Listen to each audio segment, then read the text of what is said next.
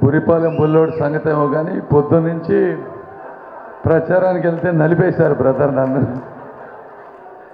ఏదేమైనప్పటికీ ఈ కార్యక్రమానికి వచ్చిన ప్రతి ఒక్కళ్ళకి, వేదికను అలంకరించిన పెద్దలందరికీ, పాత్రికేయులకు నా హృదయపూర్వక నమస్కారాలు.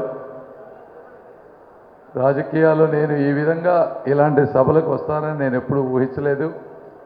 ఏదేమైనప్పటికీ నాకు ఒక భావజాలం ఉంది. రాష్ట్రంలో కానీ, దేశంలో కానీ, ప్రపంచంలో కానీ వ్యక్తులను బట్టి, కులాల మధ్య, మతాల మధ్య ఉండేటువంటివి చాలా సమస్యలని నా ఉద్దేశం. మీరు ప్రపంచంలో చూస్తూ ఉంటే ఎన్నో యుద్ధాలు జరుగుతూ ఉన్నాయి. ఆ యుద్ధాలన్నీ కూడా మతాల మధ్య జరుగుతూ ఉన్నాయి.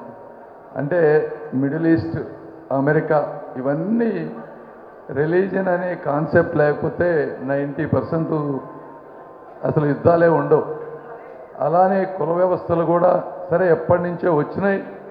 నేను రాజకీయాల్లో ఉన్నాను కాబట్టి వాటిని గౌరవించాలి కాబట్టి ఈరోజు నేను గౌరవిస్తున్నా, మాట్లాడాలి కాబట్టి మాట్లాడుతున్నా. అయితే ఒకటి మీరు అభిమానించే, ఇందాక రజనీ గారు చెప్పారు నేను ఏ మంత్రం వేశాను పవన్ కళ్యాణ్ గారికి అన్నారు. అమ్మా నేను ఏ మంత్రం వేయలేదు పవన్ కళ్యాణ్ గారికి. నేను ఉస్మానియా మెడికల్ కాలేజీలో చదివినప్పుడు ఆయన ఒకరోజు ఆవేశంగా కామన్ మ్యాన్ ప్రొటెక్షన్ ఫోర్స్ అని ఆ రోజు నాకు గుర్తుంది, ₹1 కోటి ఎంతో ఫండ్ పెట్టి వచ్చి ఒక మహిళల మీద జరిగేటువంటి వాటి మీద మొట్టమొదటిసారిగా ఆయన బయటకు వచ్చినప్పుడు నాకు అది గుర్తుంది ఒక మనిషిగా. అదేవిధంగా రెండోసారి చిరంజీవి గారి పాపకి మ్యారేజ్ విషయంలో TV9 వాళ్ళు మరి అత్యంత పాశవికంగా లైవ్ వీడియో ఇస్తూ ఘోరంగా ప్రవర్తించారు. అది కూడా నా మనసులో ఆ రోజు గుర్తుంది. అలా నేను పవన్ కళ్యాణ్ గారితో సంభాషణ చేస్తూ, సార్ మీరు అంతా వచ్చారు, వీళ్ళు టీవీలు కానీ ఇంకొకరు కానీ ఒక మీడియా కానీ మోనోపోలీతో అవకాశం ఉంది కదా అని ఇష్టం వచ్చినట్టు బిహేవ్ చేస్తూ ఉన్నారు. ఇలాంటివన్నీ చర్యలు మనం ఖండించాలి, ఎవరు ఏ పార్టీలో ఉన్నా కూడా. ఆ విధమైన భావజాలంతో మాట్లాడుతూ ఉన్నప్పుడు మనసులు కలిసినాయి. ఆయన కూడా రాష్ట్రం కోసం అన్నీ వదులుకొని వచ్చారు. నేను కూడా నా శక్తి మేరకు నేను కొన్ని వదులుకొని వచ్చాను కాబట్టి మాటలో 20 నిమిషాలు మాట్లాడాలనుకుంటే 2 గంటలు మాట్లాడాం. ఆ విధంగా ఒకరికొకరు కలుసుకున్నాం కాబట్టి నేనంటే ఆయనకి అభిమానం, ఆయనంటే నాకు విపరీతమైనటువంటి అభిమానం. రెండోది ఆయన ఎప్పుడు నీతి నిజాయితీగా స్పందిస్తారు, అందుకే అంత ఆవేశం వస్తుంది. నీతి నిజాయితీ ఉన్న ఎవరికైనా కూడా ఆవేశం వస్తుంది, అందులో తప్పులేదు. మూడోది, ఇది మీరు గుర్తుపెట్టుకోండి. అంటే మీరు ఈరోజు అనొచ్చు ఏదో రాజకీయాలు 4 ఎలక్షన్స్ వస్తున్నాయి, ఓట్లు వస్తున్నాయి కాబట్టి ఏదో పవన్ కళ్యాణ్ గారిని ఇంకోళ్ళని అంటున్నానన్నా మీరు అంటే ఎవరన్నా నలుగురు అనుకుంటే అనుకోవచ్చు. ఇదంతా లైవ్ రికార్డ్ అవుతుంది. ఫ్యూచర్లో ఏమవుతుందో మనకు తెలియదు. అయినప్పటికీ ఎప్పటికైనా సరే మీరు ఇది గుర్తుపెట్టుకోండి, పవన్ కళ్యాణ్ అనేటువంటి వ్యక్తి నాకు వ్యక్తిగతంగా అత్యంత ఇష్టమైనటువంటి వ్యక్తి. ఆయనకి స్వార్థం లేదు. ఒక అన్న గురించి కానీ ఇంకొకళ్ళ గురించి కానీ కష్టంలో ఉంటే ముందు వెనక ఆలోచించకుండా స్పందించేటువంటి వ్యక్తి. ఈ మాటలు చరిత్రలో ఇంకే 20-30 సంవత్సరాలు ఎప్పుడైనా కూడా చెప్తాను నేను. అది ఒక విషయం. రెండోది, మీరు చిరంజీవి గారిని ఎంతగా అభిమానిస్తారో అదేవిధంగా పేదల పక్షాన నిలబడినటువంటి మన వంగవీటి రంగా గారిని కూడా ఎంతగా అభిమానిస్తారో కూడా నాకు తెలుసు. దీంతో పాటు మీరు చిరకాలంగా మీరు అంటే ఇందాక అడప శ్రీని గారు మాట్లాడుతూ చెప్తా ఉన్నారు.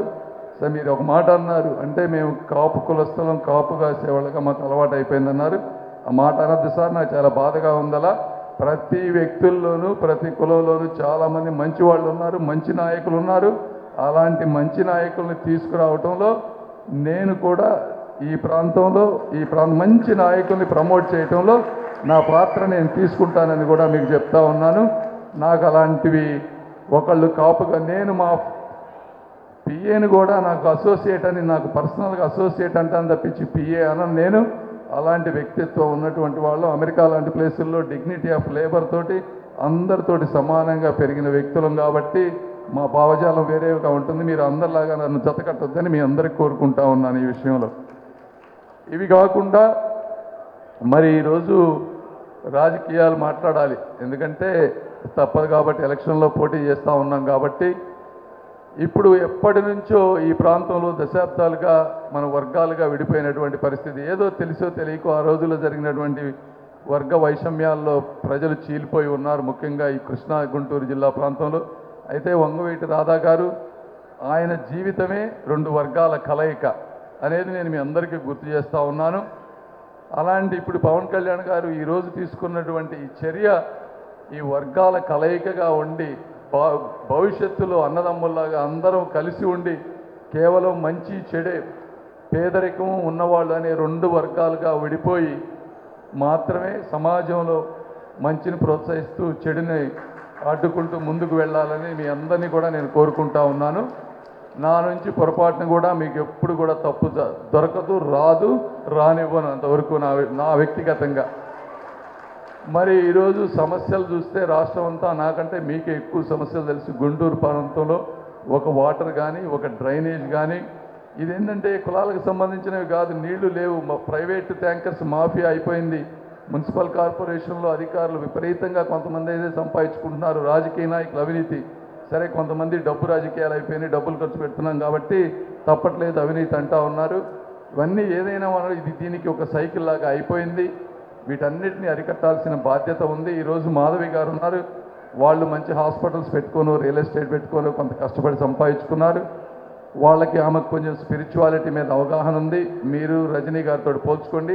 రజనీ గారి విషయం వస్తే ఇక్కడ చిలకలూరుపేటలో జనరల్గా ఒక వ్యక్తి మీద వ్యతిరేకత 2-3 సార్లు పోటీ చేస్తే వస్తుంది. మొట్టమొదటిసారి వచ్చినప్పుడు పదవి వచ్చిన వెంటనే మదిగాక మినిస్టర్గా కూడా ఆమె వచ్చారు.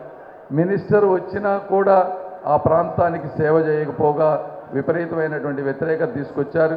ఒక రేషన్లో కానీ లేదా ఒక కేబుల్ టీవీలో కానీ లేకపోతే శాండ్ అమ్మటం కానీ షాపులు ఇవ్వటంలో కానీ విపరీతమైనటువంటి అవినీతి చేసినటువంటి వ్యక్తి.